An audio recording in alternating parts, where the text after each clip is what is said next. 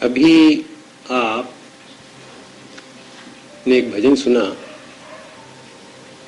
जिसमें उस सत्ता का वर्णन है जहां काल और देश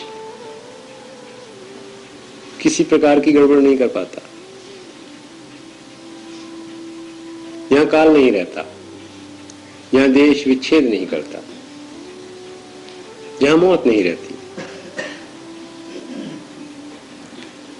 और जब आप सुनते होंगे तो मन में क्या ऐसी चाह नहीं होती कि हम उस सत्ता का साक्षात्कार करें?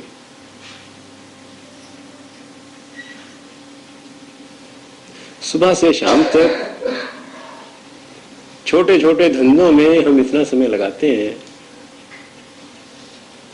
खाने में, पीने में, नहाने में, धोने में, बच्चों को पालने में, काम काज करने में, आगे की चिंता करने में, पीछे की चिंता करने में कितना समय लगाते हैं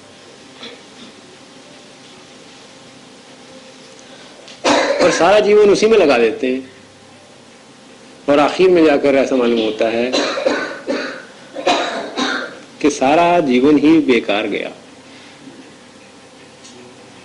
क्योंकि जिस चीज में भी आप हाथ लगा रहे हो, जिस चीज को भी आप छू रहे हो, वो राख बनती चली जा रही है।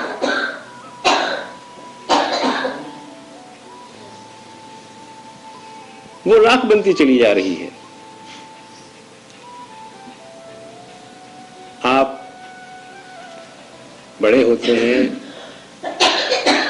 विवाह होता है, घर बसता है, कितनी उमंगों से विवाह होता है। लड़के और लड़की के मन में जिनका विवाह होने वाला है, कितना उमंग होती है उनके मन में। ये खांसने वाली बहन बाहर चली जाए जरा अच्छा है। और जो माता पिता हैं उनके मन में भी कितनी उमंग होती है। मां को कितनी खुशी होती है जब उस बच्चे के सिर पर सेहरा बांधा जाता है।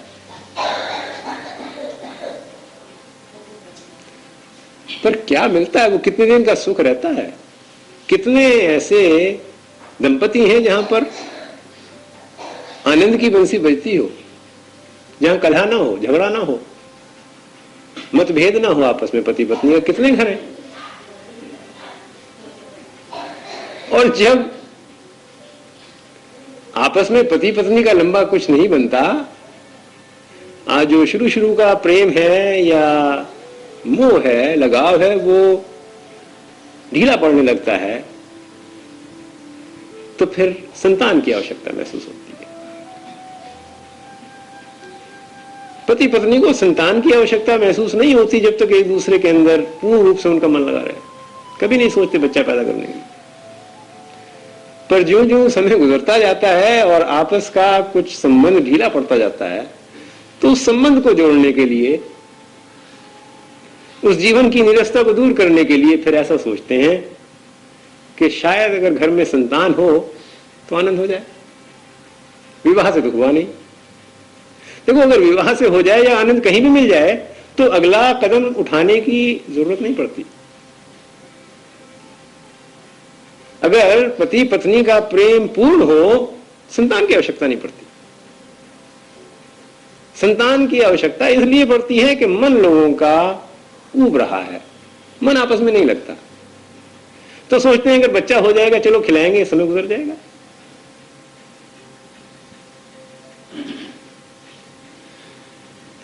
कितने चाव से संतान पैदा होती है। फिर और भी चक्कर है अपने देश में। तो अगर लड़की हो गई तो फिर लड़के की चाह होता है कि लड़की हो गई है, लड़का होना चाहिए। लड़की तो पराए घर चली जाएगी, लड़का कमा कर खिलाएगा। कितने बच्चे कमा कर खिलाते हैं आप तो देख रहे हैं अपने चारों तरफ समाज में। कितने बच्चे माँ बाप को कमा कर खिलाते हैं, मगर फिर भी ये चाह लगी हुई है कि लड़की नहीं लड़का होना चाहिए, बुढ़ापे का सहारा होना चाहिए।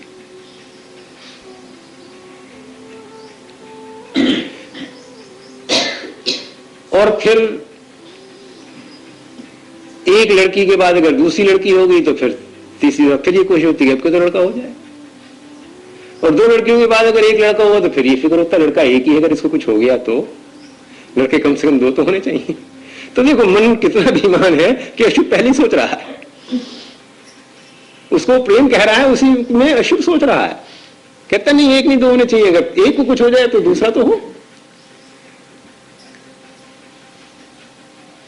तो किस लिए? क्योंकि मन में नीरसता है, जीवन में आनंद नहीं है। अगर जीवन में आनंद पति पत्नी के हो तो अपनी संतान की क्या जरूरत? संतान तो बहुत है सारे संसार में, संतान की क्या कमी है? अपनी संतान की आवश्यकता क्यों पड़ती है? देने के लिए। देने के लिए तो किसी को दे दो, जो कुछ दे दो। कोई मना करेगा अगर आप किसी को कुछ देना चाहें तो? अपने की जरूरत इसलिए आदमी महसूस करता है कि लेने के लिए। तो चूंकि मन में हमेशा लेने का भाव बना हुआ है, निर्भरता का भाव बना हुआ है, इसलिए अपनी संतान भी होनी चाहिए।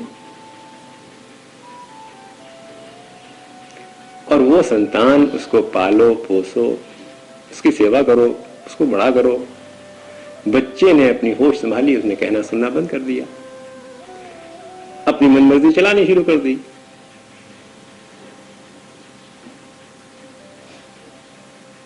बच्चा जरा बड़ा हो गया तो मां का कहना तो मानता ही नहीं, क्योंकि मां से डरता नहीं है, मां में इतना बल भी शायद नहीं है। बाप से थोड़ा थोड़ा डरता है, क्योंकि शरीर से बाप पुरुष को जरा पौरुष है ना, उसमें कुछ जरा कठोरता है, इसलिए बाप से डरता है बेटा बेटी। वो भी कब तक? जब तक के 20-21 साल तक का ना हो जाए, अपने पैरों पर खड़ा ना होने लग जाए। और जब घर में फिर बहू आ गई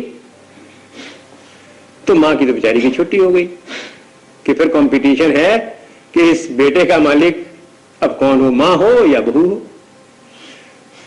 मां कहती है कि मैंने इसको पैदा किया है, इसको पाला है, पोसा है, बड़ा किया है।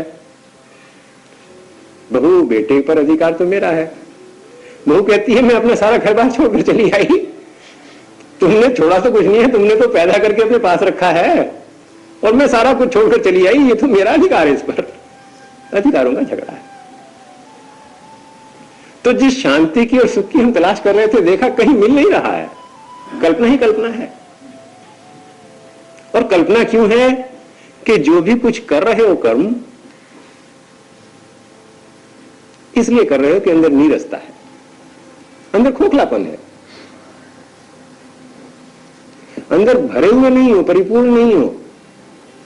परिपूर्ण होकर जो कर्म करोगे तो कर्म परिपूर्ण होगा, खोखलापन नहीं रहेगा। तो अब अपने खोखलेपन को तो हम देखना चाहते नहीं, उस शून्य को जो अपने अंदर इतनी गहराई में छाया हुआ है, जो अंधकार के समान भयभीत करता रहता है, उसको ना देखकर हम बाहर ढूंढ रहे हैं संबंधों को, आश्रयों को, सहारों को। और फिर जब बच्चे पैदा करके बड़े करके जब देखा कुछ नहीं मिला, नौकरी कर ली, परिवार का पालन पोषण भी कर लिया,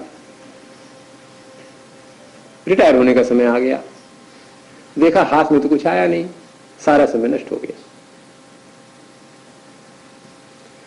अब समय नजदीक आ रहा है इस दुनिया से कूच करने का। वहां से उस दूसरे लोग से चिट्ठियां आनी शुरू हो गई हैं। उतनी तेजी से भाग नहीं सकते, भागते हैं तो सांस फूल जाता है, आंखों से दिखाई देना कम होता जा रहा है, कानों से सुनाई देना कम होता जा रहा है, दांत गिरते जा रहे हैं, हाजमा कमजोर होता जा रहा है। तो वहां से चिट्ठी पे चिट्ठी आ रही है, नोटिस पे नोटिस आ रहा है, तैयार हो जाओ। और जब ऐसी दशा आती है तो फिर मनुष्य सोचता है कि क्या इस संसार में इसीलिए आए, निरर्थक आए, या इसका जीवन का कुछ और अर्थ भी है? तो कहीं फिर पुराने संस्कार जागृत होते हैं,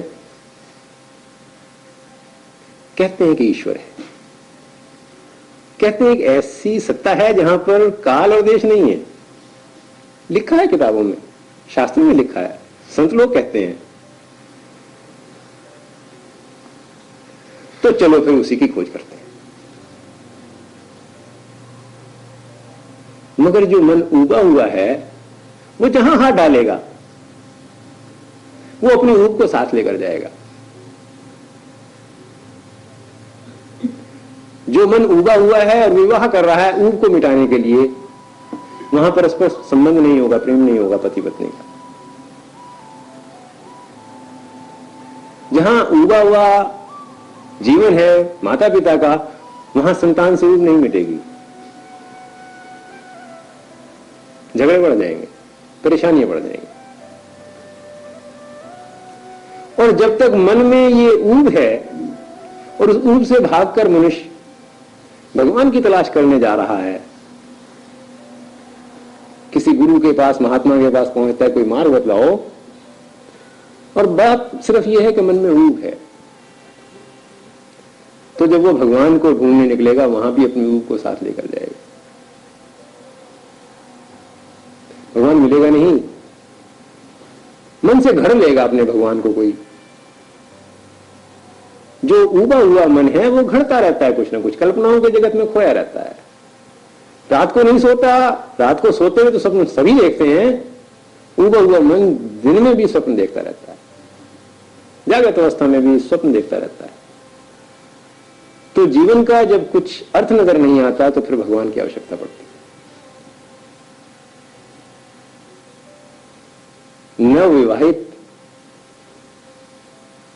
लड़के और लड़कियां गुरुओं के पास नहीं जाते योग सीखने,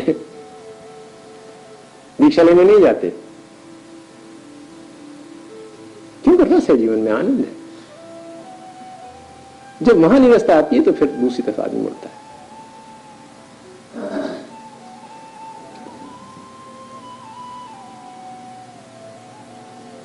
तो अगर उस सत्य की तलाश करनी है, उस सत्ता की तलाश करनी है जहां काल और देश नहीं व्यापता, तो उबा हुआ मन उसको तलाश नहीं कर पाएगा।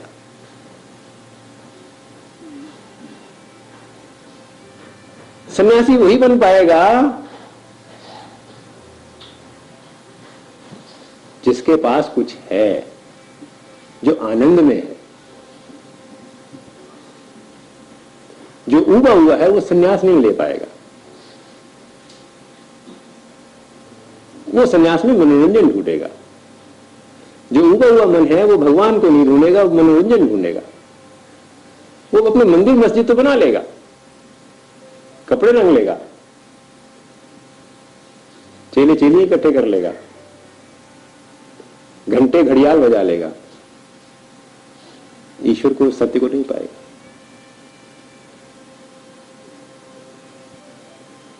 तो मन जब तक परिपूर्ण नहीं होगा, अगला कदम तो हमेशा ही गलत उठेगा।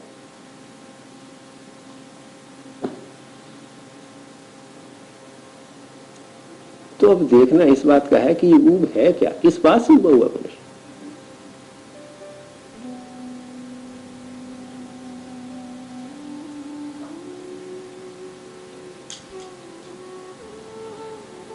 जब तक मनुष्य अपने अंदर झांक कर नहीं देखेगा,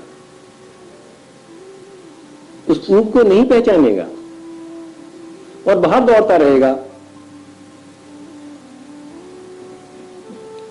प्रेम की खोज में, सुख की खोज में, आनंद की खोज में, प्रभु की खोज में, वो उसको कुछ नहीं मिलेगा।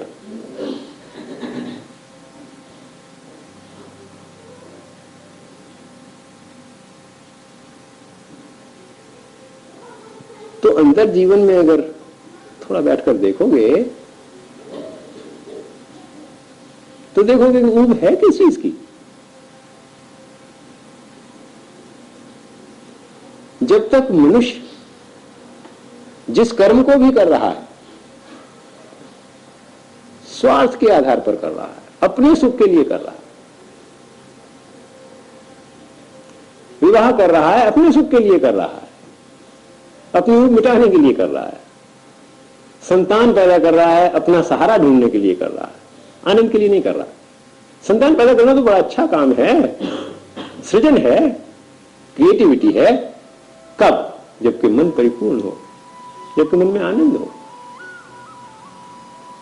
पर जहां ऊब है, जहां आशय ढूंढा जा रहा है, वहां सृजन नहीं हो रहा, वहां तो बोझ इकट्ठा किया जा रहा है, बोझ पैदा किया जा रहा है।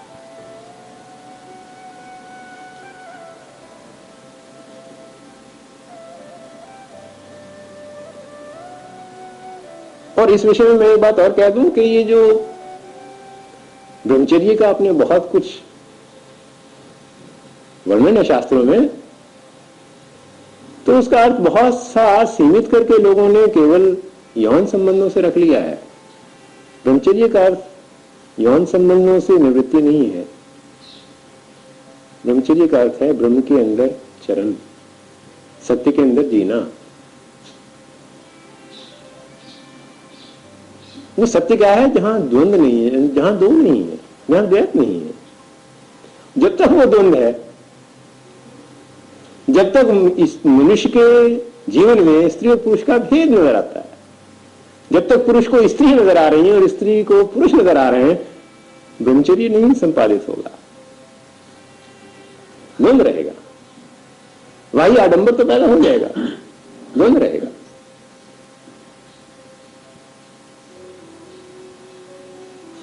तो जहां प्रेम होगा वहां ब्रह्मचर्य स्वतः आ जाएगा, उसकी साधना नहीं होती। प्रेम साधना ही ब्रह्मचर्य साधना है। जिस मन में ऊब है वो अपने आप को इंद्रिय निग्रह भी कर लेगा, मनोनिग्रह भी कर लेगा, तो उसका ब्रह्मचर्य संपादित नहीं होगा। पर जब मन में प्रेम आ जाएगा तो बलात्कार नहीं होगा। दूसरे का आप अपने सुख के लिए भोग नहीं करोगे, उपयोग नहीं करोगे, दूसरा रहेगा कोई नहीं। किसको एक्सप्लॉइट करोगे? किससे नाजायज फायदा उठाओगे?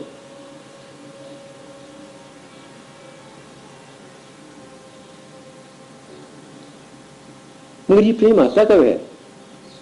जब स्वार्थ सिद्धि समाप्त हो जाती है। जब तक स्वार्थ सिद्धि है, चेतन मन में या अवचेतन मन में, तब तक प्रेम मन में नहीं आएगा, जीवन में नहीं आएगा, प्रभु भी नहीं आएंगे, ब्रह्मचर्य कुछ भी नहीं आएगा, आडंबर बन जाएगा।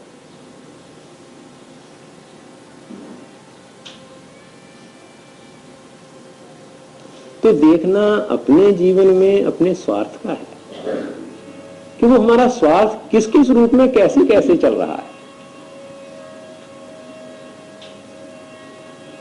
किस तरह हम हर संबंध में पहले अपना हिसाब किताब लगा लेते हैं। ये जो नया आदमी हमको मिला, इससे क्या फायदा होगा?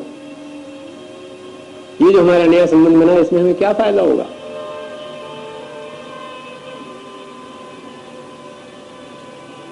लोग कहते हैं कि जहेज की प्रथा बहुत खराब है, उसको रोकने की बड़ी कोशिश हो रही है, रुक नहीं रही। जहेज की प्रथा रुक नहीं रही, रुकेगी भी नहीं। जब तक नहीं रुकेगी, जब तक मनुष्य बदल नहीं जाएगा। जब तक जीवन में हर जीवन के अंग में मनुष्य व्यापार करता रहेगा, जहेज कैसे रुकेगा? और जहां व्यापार करेगा वहां पति पत्नी का संबंध कैसे बनेगा? पति पत्नी का संबंध व्यापार तो नहीं है, हमने उसको व्यापार बना दिया है। और उस व्यापार में फिर जो संतान पैदा होती है वो भी व्यापारी संतान होती है, और फिर वहां से दुखी दुख निकलता है।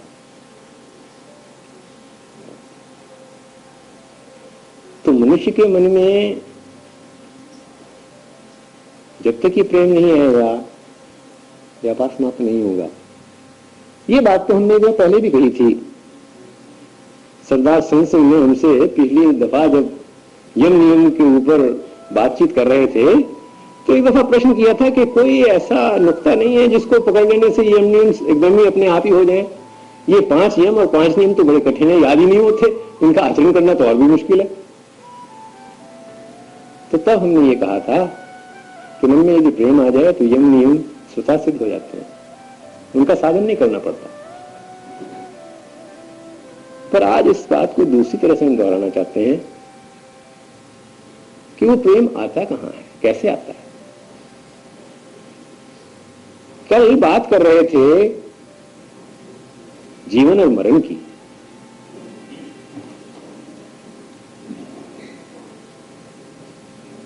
और हम कल इस निष्कर्ष पर पहुंचे थे कि जीवन और मरण एक ही चीज है, अलग अलग नहीं है। एक ही सिक्के के दो पहलू हैं, दो तरफे हैं। जब जब इसमें आप विभाजन करोगे भय पैदा होगा, ये विभाजन ही भय है।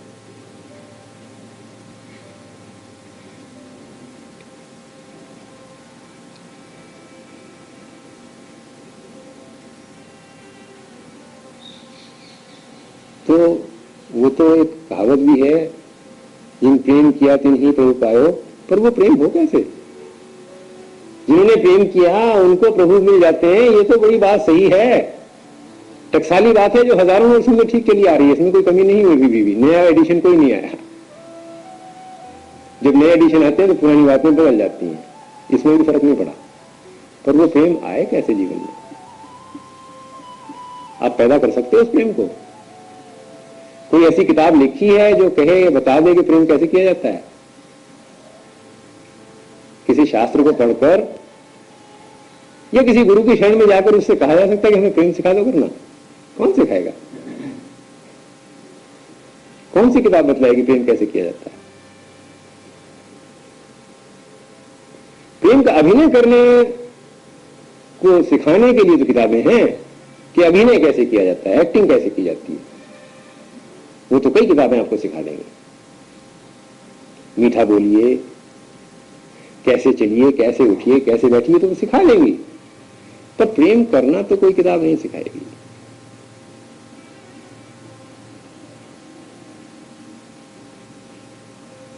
तो फिर इस प्रेम को इस जीवन में लाया कैसे जाए? सबसे बड़ी साधना तो एक यही साधना है कि इस प्रेम को जीवन में लाया कैसे जाए।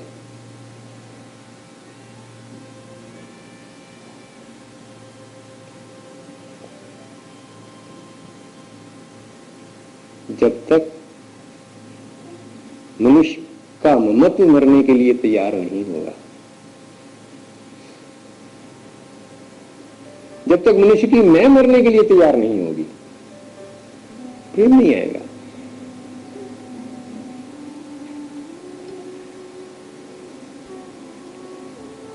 तो एक बहुत पुरानी बात है,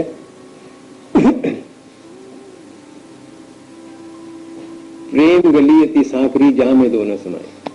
और हम हमेशा दो को फिट करना चाहते हैं कहीं ना कहीं, जहां भी एक गुरु हो या मैं हूं, मैं हो मेरी पत्नी हो, बाप हो या बेटा हो,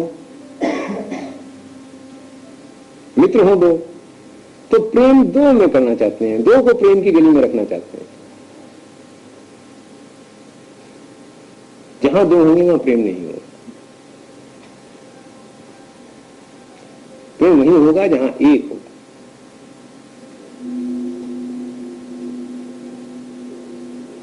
तो एक कैसे होगा भाई? जहां दो होंगे, दो को एक कैसे करोगे? किसको मारोगे? दो में से एक को तो मरना ही पड़ेगा ना। तो कौन मरेगा? मैं ही तो मर सकती हूँ, वही तो आपकी अपनी बस की है, उसी से तो आपका संबंध है। किसी और की मैं कैसे मार दोगे? किसी और की मैं को तो आप नहीं मार सकते। अपनी मैं को यदि देख लोगे तो मर जाएगी, मारी नहीं जाती मैं भी, क्योंकि अगर मारने का प्रयत्न करोगे उस मैं को तो फिर अहंकारी महात्मा बन जाओगे। फिर 4-6 महीने, साल 2 साल के अभ्यास के बाद कहोगे मैंने अपनी मैं मार दी है, और मैं फिर बोल रही हूं। यदि योगी राज की मैं बोल रही है, सन्यासी की मैं बोल रही है, ये और भी भयंकर है।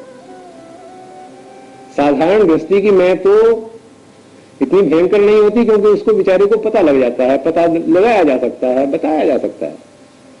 सन्यासी महात्माओं की मैं को कौन बताए कि साहब महाराज आपने मैं बोल रही है, सुनेंगे भी नहीं, और सुनाने का साहस भी किसमें होगा।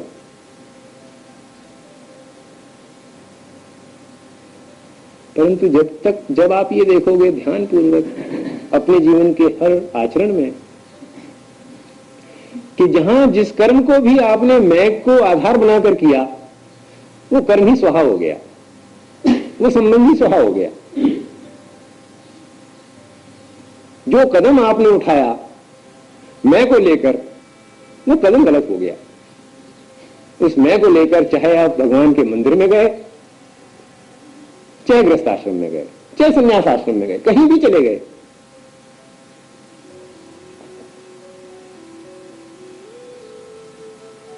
तो जीवन में निरंतर इस मैं का खेल देखना है कि ये कैसे कैसे रंग रूप बदलती रहती है।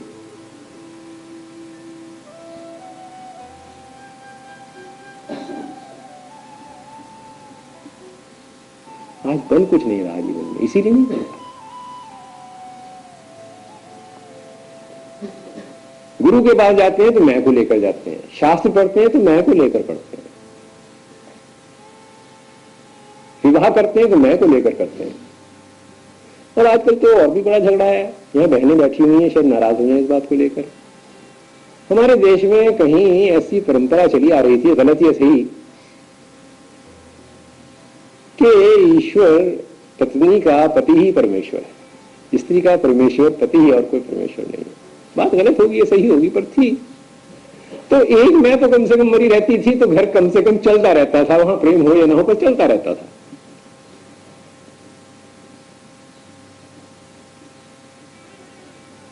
लड़की को बाप और माँ ये कहकर भेजते थे, बेटी अब वो घर तेरा है, वापस मत आना। आज तो माँ ये कहती है, देख बेटी अगर 7 दिन में बात ठीक ना बनी, कोशिश तो हमने ये की है कि घर ऐसा मिले जहां सास ना हो, क्योंकि हर माँ ये कोशिश करती है कि बेटे की जवाई की माँ जरूर मर गई हो। तो ये नहीं सोचती कि वो खुद माँ है, उसको भी कोई ऐसा ही मना रहा होगा कि वो भी मर जाए तो इसके लड़के से विवाह किया जाए। तो कितना अशुभ मना रहे हैं। पर ऐसा सब कुछ सोच शास्त्र कर हमने कोशिश की है कि तेरे लिए बिल्कुल ठीक घर चुना है, पर अगर तेरा वहां गुजारा ना हो, कोई झगड़ा हो, तो घर के दरवाजे तेरे लिए हमेशा खुले। 7 दिन में, 17 दिन में, 27 दिन में, जब तेरे जी करे वापिस चली आना। जब तक रास्ते खुले हैं वापस जाने के, झगड़ा तो खत्म होगा ही नहीं। क्योंकि जीवन में रास्ता आगे चलने का है, पीछे जाने का नहीं है, और हम पीछे मुड़ मुड़ कर देख रहे हैं। मैं ये नहीं कह रहा कि स्त्रियों को अधिकार नहीं होना चाहिए कि वापस चली जाए घर छोड़कर, मैं ऐसा नहीं कह रहा। समाज बदल गया, संसार बदल गया, मगर आज चूंकि वो समाज और संसार तो बदल गया, मगर मान्यताएं हमारी वही है जो आज 1000 साल पहले की थी। विवाह उसी तरह चाहते हैं, कन्यादान उसी तरह करते हैं। विषमता आ गई दोनों बातों में, हमारे चिंतन में और जीवन में बड़ी विषमता आ गई। इसलिए या तो हम एक नया कदम उठाएं,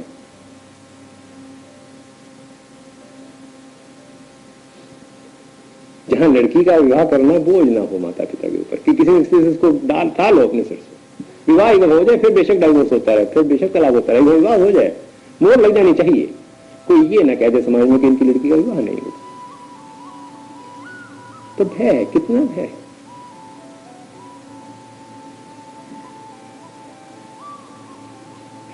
तो जिस तरह से हमारा जीवन चल रहा है, मान्यताएं सारी की सारी खंडित हो गई।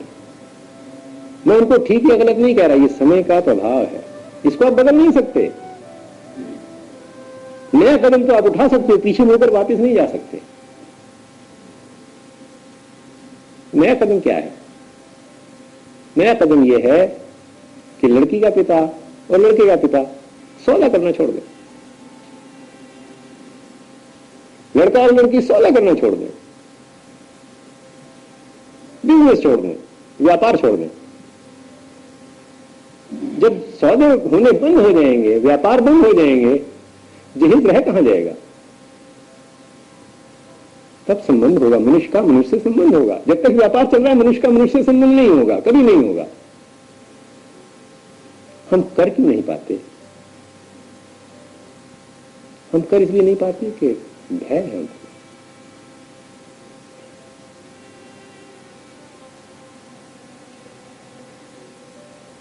इस व्यापार से हम बाहर क्यों नहीं निकलते? क्योंकि समाज का भय है। समाज क्या कहेगा? हमारे छोटे भाई का विवाह होने वाला था तो उसके ससुराल से कहने लगे कि आप इसका विवाह कैसे करेंगे? मैंने कहा हम तो 100 रुपए में विवाह कर देंगे। आप आर्य समाज में चलो, कहीं अदालत में चलो, जहां को विवाह कर देंगे। उसमें क्या बात है? विवाह करने में देर थोड़ी लगती है। हमारा आपका जो फैसला हो गया कि लड़के और लड़की को इकट्ठा कर देना, इकट्ठा किसी तरह कर दो भाई, जो रस्म करनी हो कर लो, हम तो 100 रुपए में 5 रुपए में जितने में कहो तैयार है। तो वो कहेंगे जी आप तो तैयार हो, पर हमारी नाक कट जाएगी, हम बिरादरी को मुंह कैसे दिखाएंगे कि हमने 100 रुपए में शादी कर दी अपनी लड़की की? मैंने कहा महाराज फिर ये आपका बोझ है, फिर आप जो मर्जी करो। तो आदमी कर्जा लेकर भी करना चाह रहा है, अगर उसको ऐसा आदमी कोई मिल जाए कि कर्जे की जरूरत नहीं है, व्यापार की जरूरत नहीं, फिर भी ले रहा है, क्योंकि उसको डर समाज का है।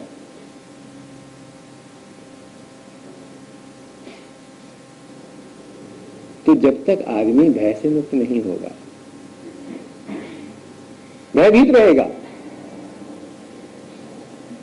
समाज से भयभीत रहेगा, शास्त्र से भयभीत रहेगा, गुरु से भयभीत रहेगा, भगवान से भयभीत रहेगा, और इन सब भयों से मुक्त हो जाए तो उसके बाद फिर गलती करने से भयभीत रहेगा कि कहीं गलती ना हो जाए मुझसे। बहुत बच कर चलता हूं। बचकर चलने में कोई हर्ज नहीं है, सतर्क होकर चलना चाहिए। पर जैसे यहां पर तो पहले पहले जो भजन हुआ उसमें मार्था को हारमोनियम बजाने में संकोच हो रहा था, कहीं गलती ना हो जाए। गलती होने में डर नहीं, लोग क्या कहेंगे?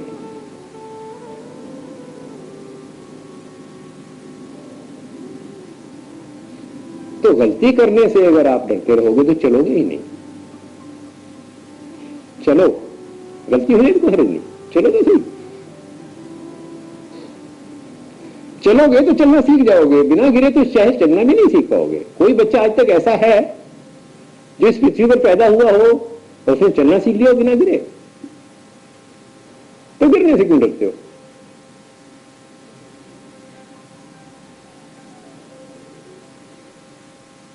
और गिरना सिर्फ बच्चे का पैरों पर चलना ही नहीं है। गिरना यह है कि जब कोई ऐसा कदम उठा लोगे जिसको आपका समाज स्वीकार नहीं करता,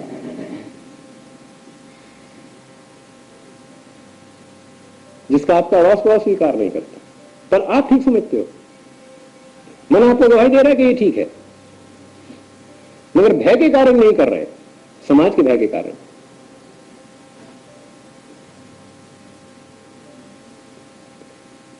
तो भय के कारण डरते यही कि समाज की नजरों में गिर जाओगे आप, समाज में आपकी मान्यता नहीं रहेगी।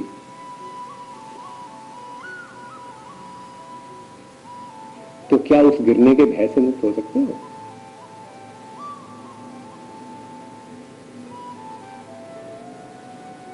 जब तक भय से मुक्त नहीं होगी ये जीवन ही दुखी रहेगा, इस जीवन में ही सुख नहीं मिलेगा। और लोग की तो बात ही क्या है।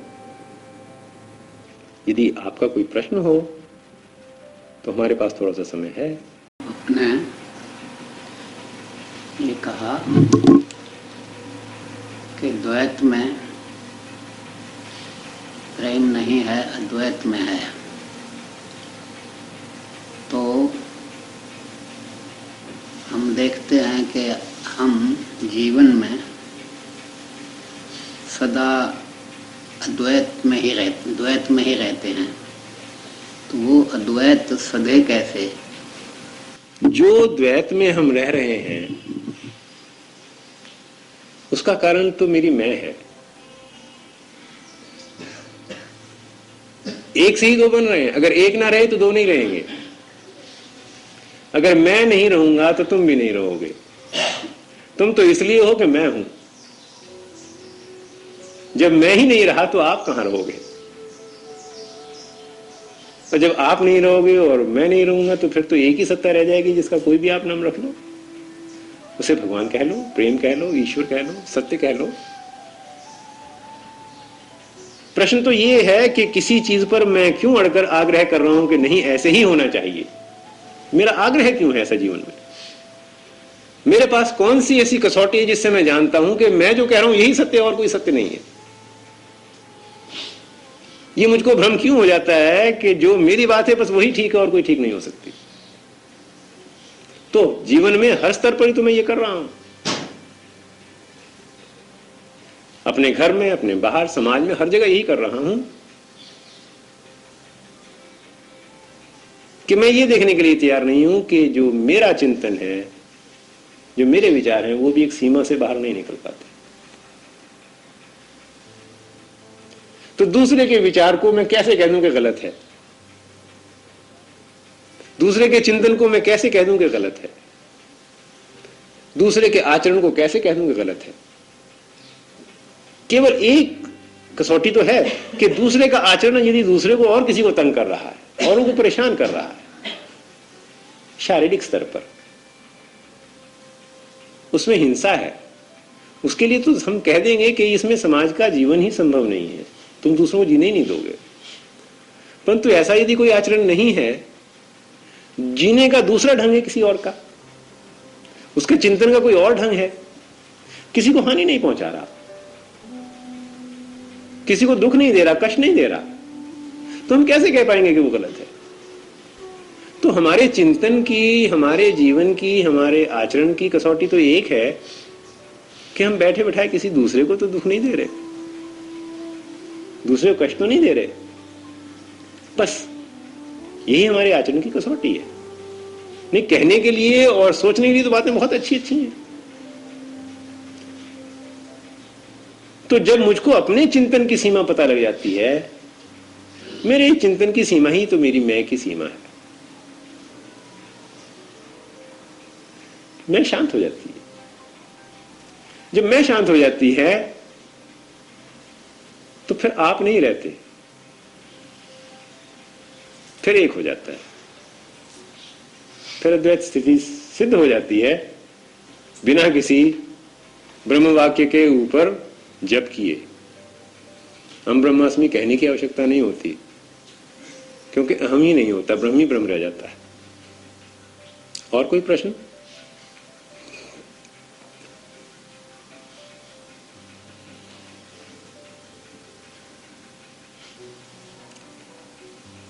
ऐसी बात मालूम होती है कि बात हजम हो गई है, हजम हो गई है बात, ऐसा मालूम होता है। जब हजम हो जाती है बात तो फिर डकार नहीं आया करती तो प्रश्न नहीं रहते फिर, अगर सुन ली जाए बात और नीचे उतर जाए गहराई में। देखिए, डॉक्टर साहब ने बहुत सुंदर विचार हमारे सामने रखा और उन्होंने ये भी कहा कि वो हमें हजम हो गया है, इसलिए कोई प्रश्न नहीं रहा। तो उन्होंने जो महत्व की चीज अपने पूरे विचार में कही, वो भय मुक्त होने की कही। और हमारी दैवी संपत्ति में भय मुक्ति को पहला स्थान दिया गया। तो एक शायर ने कहा है, इस तरह तय की है हमने मंजिलें, गिर पड़े गिरकर उठे उठकर चले। तो ये हमारा, यदि जैसा कि उन्होंने बच्चे का उदाहरण दिया, तो बच्चा गिरता है, चोट भी लगती है कई बार, और फिर वो संभलता है और चलने लगता है। तो इसी तरह से हम जीवन में भय मुक्त हो करके चलेंगे तो फिर कई बार गिरेंगे, उठेंगे, उठकर चलेंगे, रुकावटें आएंगी, लेकिन फिर हम सफल होंगे। मेरी ऐसी प्रार्थना है कि फिर उसी तरह से हफ्ते में 2 बार ना हो बदहजमी होने का डर है, हैं? बदहजमी होने का डर है। हफ्ते में 1 दफा तो हजम हो जाता है, 2 दफा में बदहजमी होने का डर है। वो जो आप कह रहे ढकार नहीं है, वो थोड़ा खाया हो तब भी